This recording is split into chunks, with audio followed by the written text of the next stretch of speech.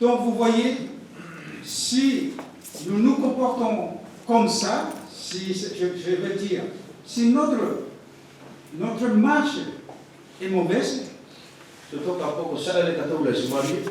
parce qu'on n'a pas reçu. Vous comprenez, c'est pour cela que nous devons prier notre Dieu pour qu'il ouvre nos cieux. Pour que nous puissions voir vraiment la réalité, les choses en face. Je vais vous raconter une petite histoire pour que vous compreniez. Il y avait une histoire qui a été racontée. C'est l'histoire d'un bateau, d'un navire. Il était en pleine mer. Et il manquait d'eau dans le bateau.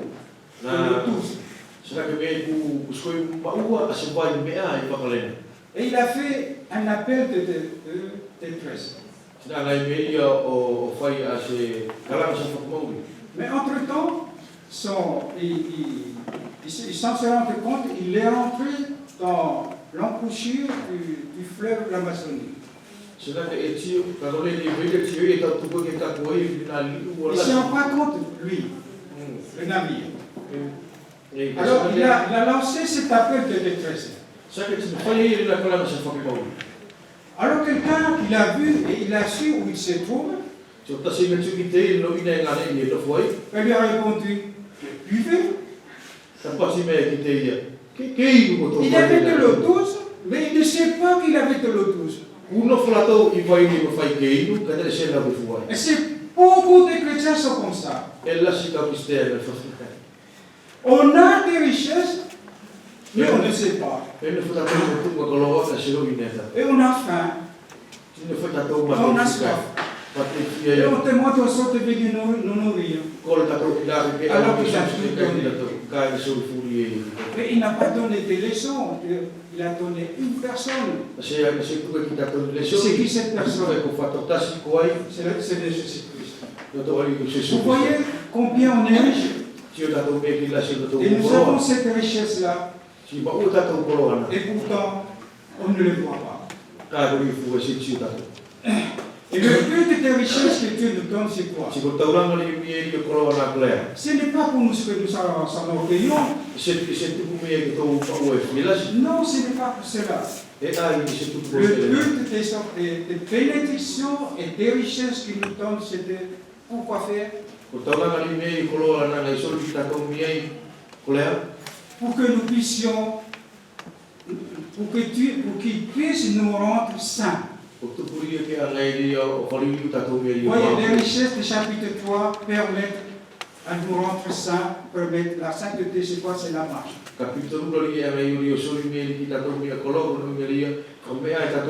Afin que ce qui a été donné à l'intérieur puisse être vu à l'extérieur. C'est le témoignage. C'est la vie de tous les jours. Donc vous voyez un peu quelques aspects de l'importance de ce chapitre. Donc nous voyons ici, quand on comprend bien la vérité qui nous a été donnée,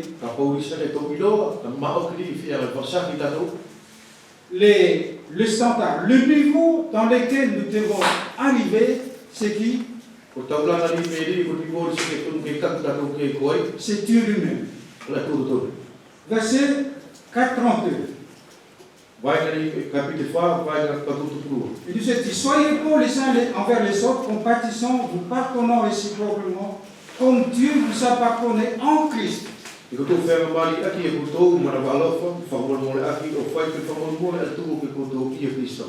Est-ce que vous avez lu, bien lu ce verset? J'ai la responsabilité de pardonner le voisin ou mon frère comme Christ nous a pardonné. Rendez-vous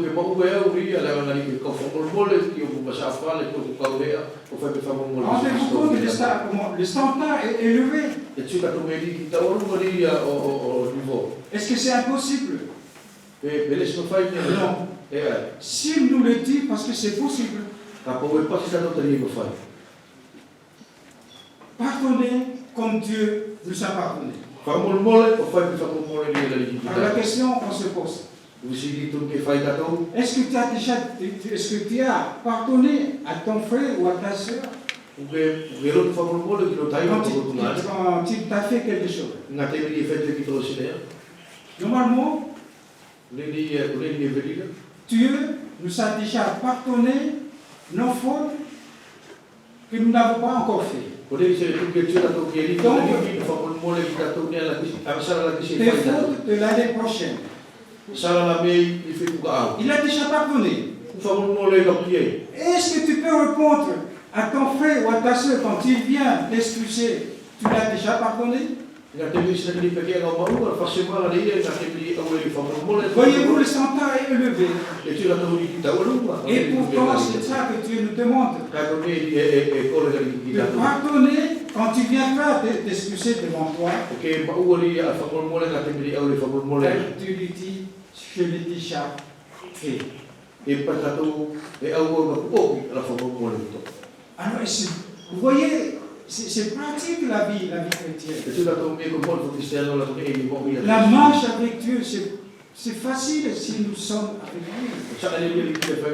Si sa vie est en nous. Voilà la vocation par laquelle on a été appelé.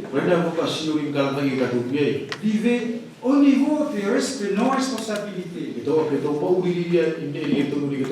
Marchez d'une manière digne de l'appel qui nous a été accordé. Peu importe ce qui se passe. Peu importe le mal qu'on nous fait. Peu importe ce qu'ils disent. Combien ils nous blessent. Mais nous devons pardonner. Le pardon doit être au fond de nos cœurs. Vous voyez, pourquoi pardonnons-nous les autres? Parce que tout simplement on est rempli de l'amour de Dieu. Ce n'est pas, il y avait un frère qui avait dit ceci dans suite de cette prédication. Le grand problème pour nous, c'est que notre amour dépend de ce que nous ressentons. Mais on peut aimer sans rien ressentir. Parce qu'il faut voir l'amour de Dieu qui a été déposé dans notre cœur. Et c'est cet amour-là qui nous permet d'aimer les autres. C'est cet amour-là qui nous permet de l'accepter. C'est cet amour-là qui nous permet de le pardonner. Voyez-vous, c'est là la réalité de ce que Dieu désire pour chacun de nous. Un autre exemple pour nous montrer un peu la marche et la vie que nous menons chaque jour. Éphésiens 5, 25. Marie, aimez vos femmes comme Christ a aimé l'Église.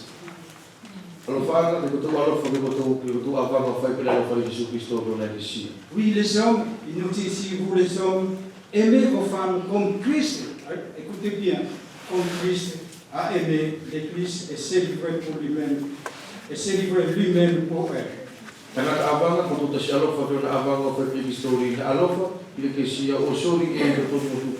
C'est un niveau élevé. Pour nous les papas, et aimer notre épouse. Il y avait un jeune homme qui avait demandé à un pasteur qui s'appelle Ironcite. Il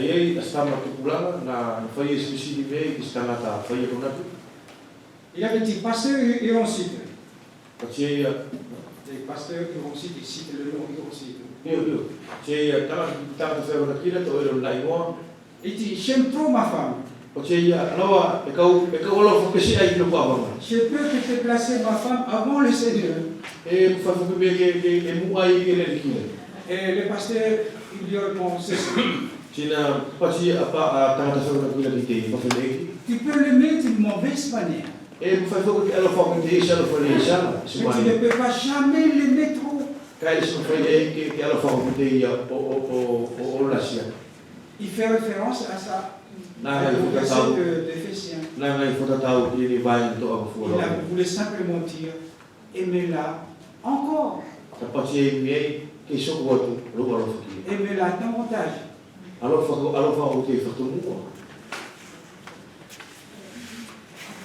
Voyez, ça fait partie de nos responsabilités. Ça fait partie de ce que nous devons vivre chaque jour. Je ne parle pas de la femme, on parle de la femme une autre fois. Mais voyez-vous, on a besoin de l'amour de Dieu pour pouvoir aimer comme lui le veut. C'est un amour surnaturel que Dieu met dans nos cœurs. Voilà ce que Dieu attend de chacun de nous. Un autre verset, Éphésiens 5, 1 et 2.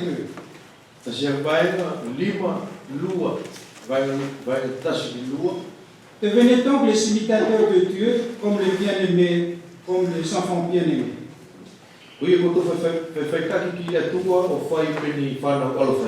Et marchez dans l'amour à l'exemple de Christ. Donc il ne dit pas d'imiter Paul. Il est dit d'imiter Christ. Imiter le Christ. Comment pouvons-nous voir Christ? Ce n'est pas à travers Facebook. Combien de temps passez-vous devant Facebook? C'est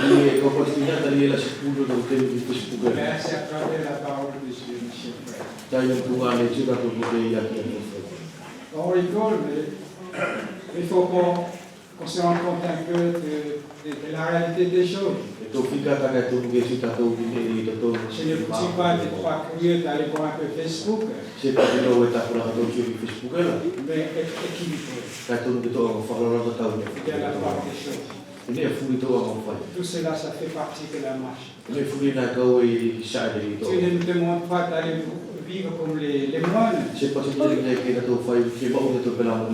nous met dans le monde. Nous allons à défier le monde, à vivre avec eux. Et ce sont des choses que le monde présente. Ces choses-là, Dieu nous présente, ces choses-là. Mais c'est à nous de choisir. La responsabilité t'appartient. Voyez, imitez Jésus-Christ. Il est dit aussi, soyez saints comme je suis saint. Voyez-vous, il y a beaucoup de choses que nous voyons qui nous permettent d'être un peu qui nous dérangent. Beaucoup de choses que nous voyons qui nous dérangent parce que nous voyons. Mais là, Dieu nous rappelle de marcher d'une manière digne de l'appel qu'il nous a accordé. Et pour rendre un peu cette vérité plus effrayante, il nous dit autre chose au 4:28.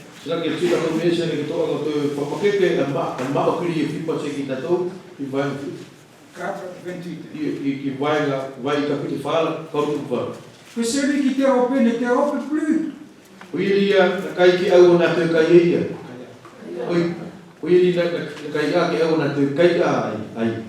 C'est pas le monde, les psychologues nous disent de voler de moins en moins jusqu'à arrêter entièrement.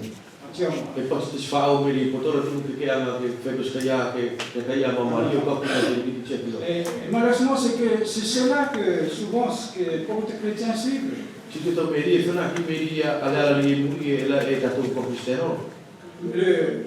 Voler ici, c'était une image de tous les péchés. Il a pris le vol comme une image, une illustration de tous les défauts et les fautes que nous pouvons commettre. Il dit que celui qui te repère ne te rompe plus. Comprenez, il ne dit pas de se faire précis comme ça. Aujourd'hui c'est comme ça, demain c'est comme ça. Non. Avec Christ qui a vaincu, qui a apporté la victoire, tout est fini. Il nous suffit d'approprier cette victoire. Voyez, c'est comme ça. Voyez, ce qui est bien aussi, c'est que Dieu, le Seigneur, peut nous donner la victoire au moment, chaque moment de notre vie. Voyez, quelqu'un qui était alcoolique. Voyons, il lutte pour cela. Il essaie d'arrêter l'alcool. Il arrive à l'arrêter une semaine.